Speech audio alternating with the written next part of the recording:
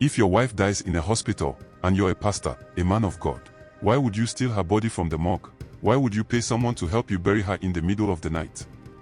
And why would you not tell her family she's dead? For 3 weeks, Pastor James's wife's family thought she was still in the hospital. They'd call him, "How is she doing? Can we visit?" He'd say, "She's stable. The doctors are monitoring her. I'll let you know when she can have visitors." They believed him. Why wouldn't they? He's a pastor, a man of God, her husband. 3 weeks. Why they prayed for her recovery. Why they sent money for her medical bills. Why they waited for permission to visit. She was already dead and buried in a shallow grave, in an undisclosed location, in the middle of the night, by her own husband. It was her sister who finally went to the hospital without permission. "I don't care what he says," she told the family. "I'm going to see her. She's my sister." The hospital had no record of her. That's when the family knew something was terribly, horribly wrong. They called him. He didn't answer. They went to his house. He wasn't there. They went to the church. The doors were locked. They went to the police. "Our sister has been missing for 3 weeks. Her husband, Pastor James, told us she was in the hospital. But the hospital has no record of her. We think something has happened to her."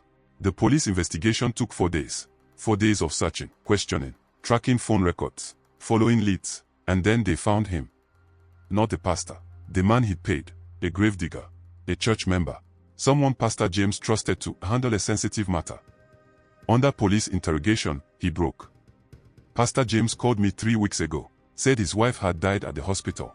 Said he needed me to help him collect the body from the morgue. Said it was urgent. Said the family couldn't know yet because of spiritual reasons. He paid me to go to the morgue, claimed to be a relative, and remove the body. Then we drove to a location outside the city, late at night. The gravedigger took police to the location, a shallow grave. They exhumed the body. It was her, Pastor James's wife, dead for 3 weeks, buried in secret while her family waited to visit her in a hospital she'd never been admitted to. By the time police went to arrest Pastor James, he was gone, fled the country, left everything behind, his church, his congregation, his wife's family still waiting for answers. The question everyone is asking, the question the police are investigating, the question I'm going to try to answer in this video: why? Why would a pastor steal his wife's body from a morgue? Why would he bury her in secret? Why would he lie to her family for 3 weeks? Was it shame? Was it money? Was it something darker? Because when police searched his house, when they went through his office, when they looked at his financial records, they found something. Something that suggests this wasn't just about hiding a death. This was about something far worse. To understand why this happened, you need to know who they were. Pastor James, 43 years old, senior pastor of a mid-sized church in Nigeria, well respected, known for his powerful preaching and his prophetic gift. His wife, Grace, 39 years old, first lady of the church, mother of their 3 children, ages 14, 11, and 8. By all appearances, they were a model pastoral family. Grace came from a large family, 4 sisters, 2 brothers, close-knit. The kind of family that talks every day, shows up for everything, celebrates together, grieves together. She was especially close to her youngest sister, Esther. They spoke multiple times a day, shared everything. That's important to remember, because it makes what happened next even more impossible to understand. In late January, Grace became ill. Started with what seemed like flu, fever, weakness, body aches. Pastor James told the family Grace was resting at home, taking medication, should be fine in a few days. But she got worse. By February 1st, he told them he'd taken her to the hospital. "She's been admitted," he said. "Doctors are running tests. They think it might be malaria complications. But she's in good hands. I'm with her every day." The family wanted to visit. "Not yet," he said. "She's in isolation. Hospital protocols. They are being very careful because they're not sure what strain she has. But I'll let you know as soon as she can receive visitors." They understood, trusted him. He's a pastor. Her husband. Of course he's taking care of her. February 5th, Esther called. "How is she? Can I at least talk to her on the phone?" "She's sleeping a lot," Pastor James said. "The medication makes her very drowsy. But she's improving. The doctors are pleased with her progress." Pastor James thanked her, said Grace would be so grateful. February 10th. 2 weeks since admission. The family was getting anxious. "James, we need to see her. It's been 2 weeks. Surely we can visit now." Soon, he said. The doctor says soon. She's out of isolation now but still weak. They don't want her overwhelmed with visitors. But I promise, very soon. They waited. Because what choice did they have? February 15th, Esther called Pastor James. He didn't answer. She called again. Voicemail. She called the church. She called him 15 times that day. He answered none of them. February 16th, Esther told the family, something is wrong. I can feel it. James is avoiding me.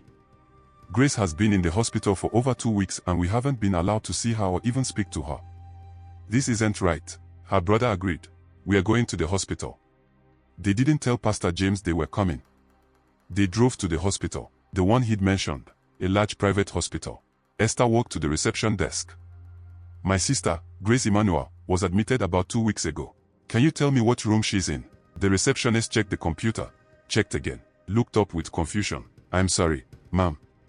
We don't have a patient by that name currently admitted. Check again. Grace Emmanuel, wife of Pastor James Emmanuel. She's been here since early February.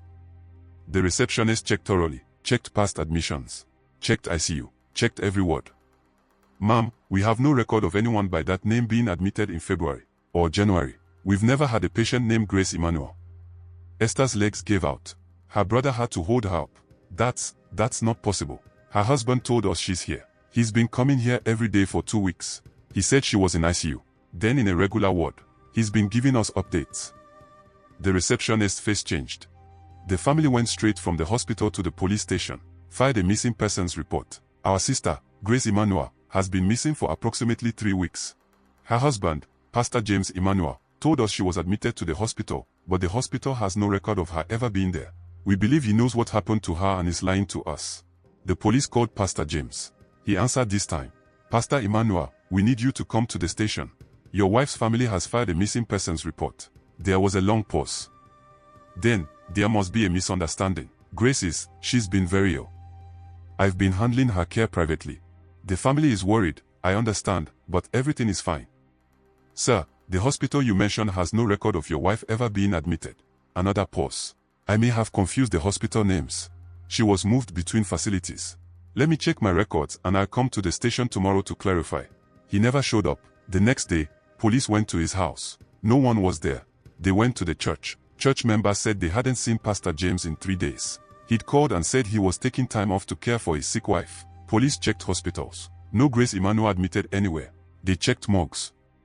And that's where they found the first lead, at a government morgue. On February 1st, the same day Pastor James told the family he'd admitted Grace to the hospital, a woman's body had been brought to that morgue.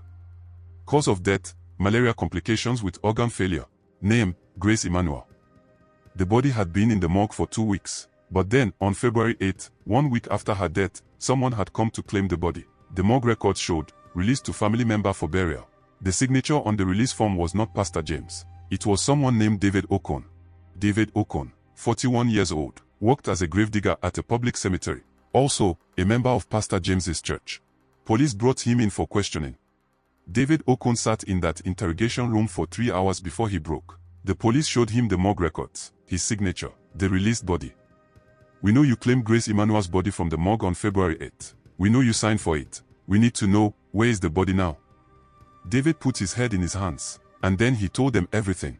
On February 1st, Pastor James called David. It was late at night. Around 11 p.m. Brother David, I need your help with something urgent. My wife, Grace, she passed away today at the hospital. Her family doesn't know yet. I need to handle some sensitive church matters before I tell them. But I need her body moved from the morgue before questions are asked. David was confused. He asked him, Pastor, why can't you just claim the body yourself? Why do you need me? Pastor James told him that he has his reasons, and that he is trusting him with this. It's a delicate situation. Family politics. You understand? David didn't understand, but Pastor James was his spiritual father, his mentor, a man of God. If he said he had his reasons, David then asked him what Pastor James wanted him to do. That was when Pastor James told him to go to the morgue tomorrow evening. Tell them you're her brother. That the family has decided on a private burial. Claim the body. That Pastor James will meet David at a location he'll send him. Bring a vehicle. He told David again that it is very important for David to trust him. Very important. And that he will pay for his help, 50,000 naira. More than David made in a month. He agreed. February 8, David went to the morgue, claimed to be Grace's brother. The morgue staff had no reason to doubt him. He signed the release form. They gave him the body. He loaded it into a van he'd borrowed, drove to a location Pastor James sent via text. A remote area outside Lagos. Undeveloped land. No buildings. No lights. Pastor James was already there. Alone. When after David handed the body to Pastor James, he left leaving Pastor James all alone. Apparently, Pastor James had dug a shallow pit where he was ready to bury the body.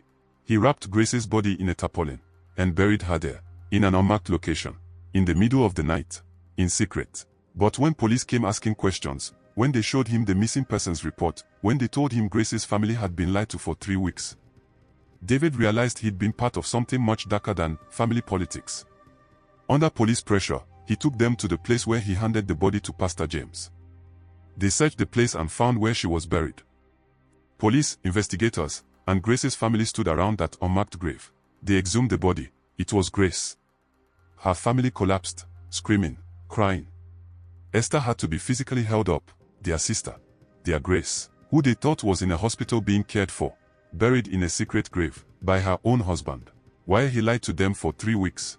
By the time police had the exhumation confirmed and went to arrest Pastor James, he was gone. Fled Nigeria, location unknown, left his children, his church, Grace's grieving family, and left behind one terrible, haunting question: why? Police obtained a warrant to search Pastor James's house and church office. What they found gave some possible answers, but also raised more disturbing questions. In his home office, they found financial records. Pastor James was in severe debt. He owed money to multiple lenders, personal loans, business loans, church loans. Total debt, over 15 million naira, about $35,000. The church's finances were also in crisis. Tithes and offerings had been declining for months. Members leaving, giving dropping, but there was more. In a locked drawer in his church office, they found documents related to a life insurance policy. Grace's life insurance policy, payout, 20 million naira, about $45,000. Beneficiary, Pastor James. The policy was only 6 months old. Police also found correspondence with the insurance company. Pastor James had been asking about the claims process. What documentation would be needed, how long until payout. This was dated January 28, 3 days before Grace died, and then they found something else. Hidden in a false bottom of a drawer, wrapped in cloth, a small wooden box, with ritual items inside, African deity figurines, ritual candles, small bowls with dried residue that police sent for testing. Papers with names written in what appeared to be blood, and one of the names on the papers was Grace. Police consulted with experts in traditional African spiritual practices. The items suggested a specific type of ritual, a sacrifice ritual. In some traditions, a spouse's death, particularly if orchestrated or facilitated, can be offered as payment for power, wealth, or protection. The ritual items found in Pastor James's office matched the pattern of these practices. The question now is, did Pastor James allow his wife to die, or even cause her death, as part of a ritual sacrifice? Was the secret burial part of hiding the ritual? Was the insurance money the financial motive, or was there a spiritual motive as well? Because here's what else was discovered. Grace had been to the hospital multiple times in January with symptoms of poisoning, vomiting, weakness, dizziness.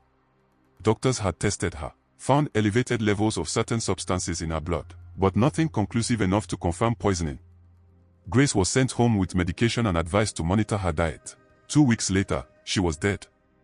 Official cause of death, malaria complications with organ failure, but her family is now demanding a second autopsy.